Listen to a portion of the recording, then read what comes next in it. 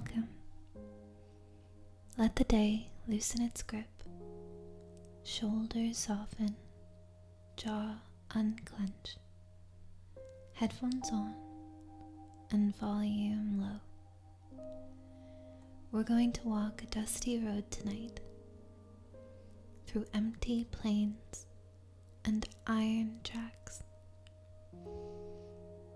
A story about invention, hunger, and a man called Caleb Quinn.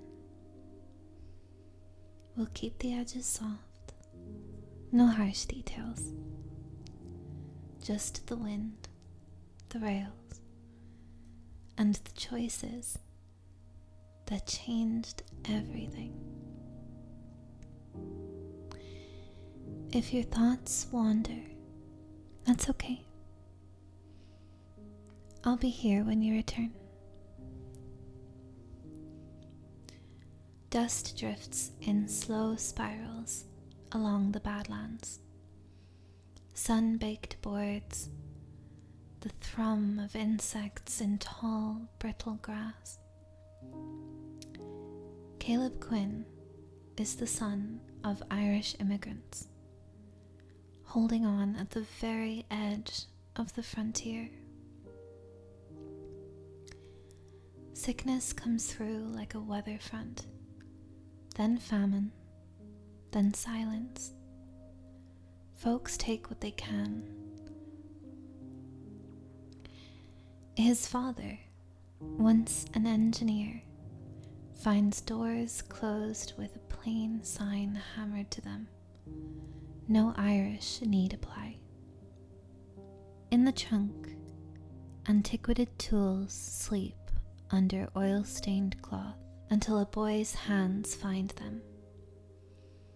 A spanner's weight, the shine of worn steel, the smell of cold iron in dry air.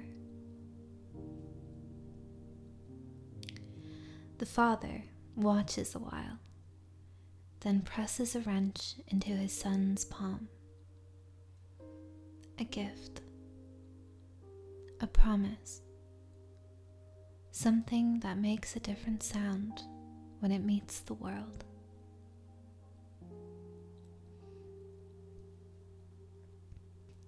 In the shed, nails in jars, diagrams in pencil, the lamp's quiet halo. Under his father's guidance, Caleb's devices began with quaint uses: hinges that don't squeal, springs that remember their work, and valves that never leaked. When his father is away, designs drift into grim corners. Hidden plans, a mask drawn in careful lines, a thing meant to do harm if ever made real.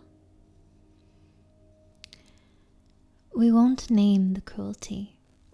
It's enough to know it was meant to punish those who tormented him. Sketches tucked deep between pages, graphite smudged on fingertips. Outside, wind combs the grass. Inside, a boy studies leverage, angles, the power of small mechanisms to change a face, a life. Time passes. Caleb's engineering becomes too useful to ignore. Men who refuse to handshake now need his solutions. Henry Bayshore, owner of United West Rail, offers employment. Workshops hum with belts and flywheels, the sharp scent of oil drills between benches. Caleb shapes metal into answers. First, a gun that drives railroad spikes through. Then, a steam-powered tunneling drill that eats through earth like a patient animal. Bayshore nods without smiling, and elsewhere, those same devices begin to appear. Patents missing, ideas stolen and sold. Betrayal is a taste, bitter metal on the tongue, heat rising beneath the ribs.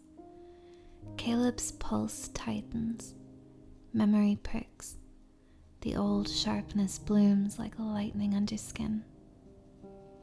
He storms into Bayshore's office, papers, ledgers, the windows square of hard light. Rage breaks the room's polite shape. A shout, a crash, a struggle.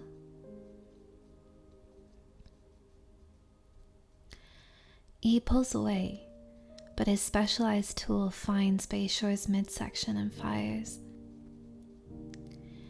We'll keep the details soft.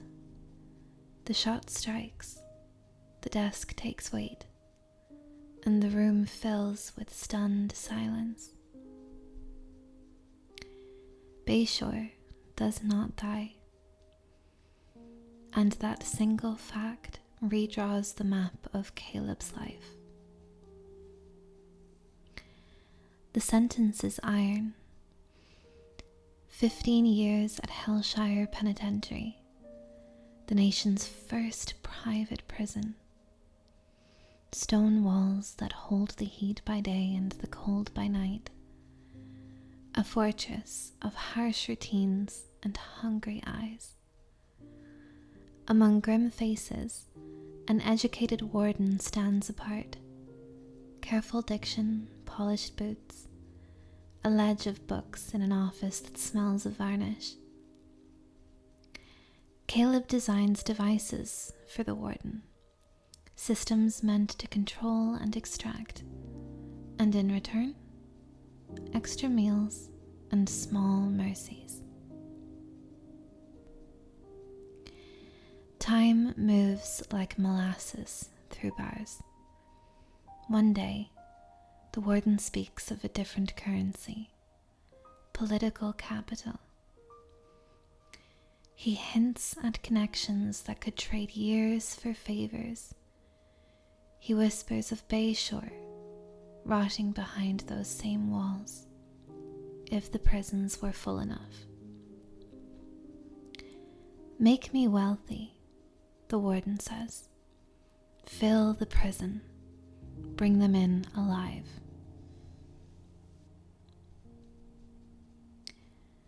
Back to the workshop, the click of ratchets and the hiss of steam, the ache in hands that won't forget the wrench's weight. With modifications, a new instrument emerges, the spear gun.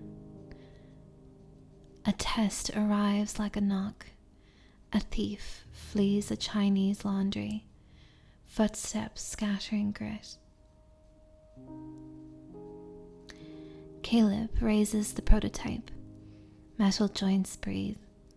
The spike leaps. Impact. We'll step back from the edge. Early trials bring terrible injuries that no one intended. Design iterates, tolerances shift, force is tempered, lines and springs learn restraint.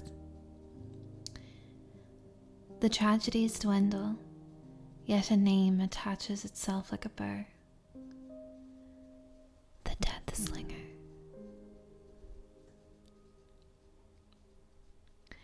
To protect their asset, the warden pulls strings and frees Irish inmates who ride with Caleb.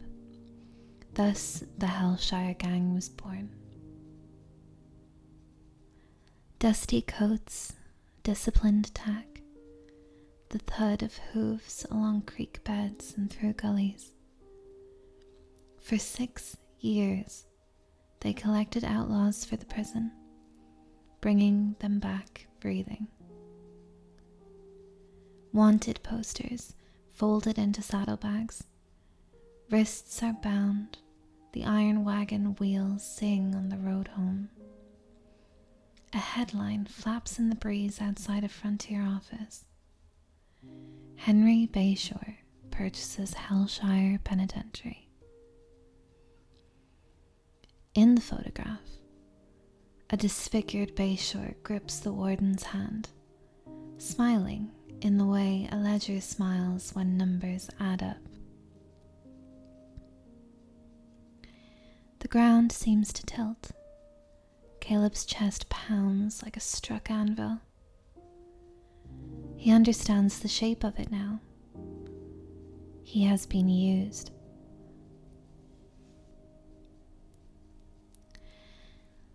Loyalty is declared over campfire embers. The Hellshire gang vows to follow Caleb. In a thundering gallop, they crash through the prison gates. Shouts, splinters, echoing corridors. A guard raises a pistol, duty and doubt at war in his eyes. He hesitates.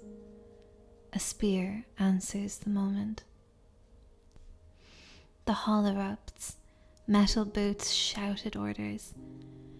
Caleb drives forward, grabs the man, and ends the struggle with brutal finality. We'll leave the violence veiled.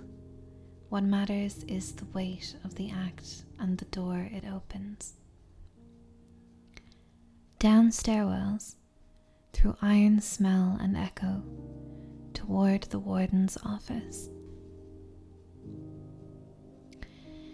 Caleb kicks in the door. Inside, not one quarry, but two. The warden, cornered, and Henry Bayshore beside him. Rage rushes in, hot as a furnace. Caleb closes the distance, blows land, furniture skitters. Paper floats like pale leaves. Skin splits and breath hitches. Crimson finds the floor in widening ovals.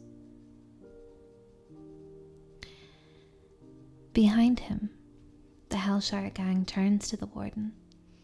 Bones crack under boots. The room a roar of payback years in the making.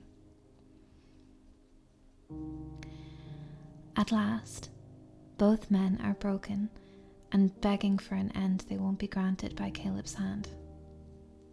They're dragged into the commons and left to a swelling crowd of prisoners, the air trembling with decades of grievance. Soaked in sweat and blood, Caleb limps to his old cell. Bayshore's voice trails down the corridor, thin, now fading. Caleb sits on the bed's edge. The metal frame ticks as it cools. From the barred window, a thick, unnatural fog begins to stream. Quiet at first, then constant, like breath from another world. He pulls the old wrench, cracked and rusted, and runs a thumb along its spine. When did it first become his? The memory blurs. It doesn't matter. On the floor he sees a dusty path no one else notices, and at its end, the silhouette of everyone who wronged him. The boys who bullied him, the executives who profited from his designs, and again, Henry Bayshore. From the fog emerge tools, cold, unforgiving steel, terrible in purpose, simple in form. Caleb stands. Pain rockets through his leg. He endures. He steps forward onto the path, leaving a red trail that the fog seems eager to taste.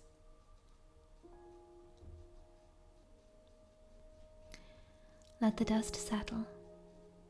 Let the rails cool. and let your breath be easy again.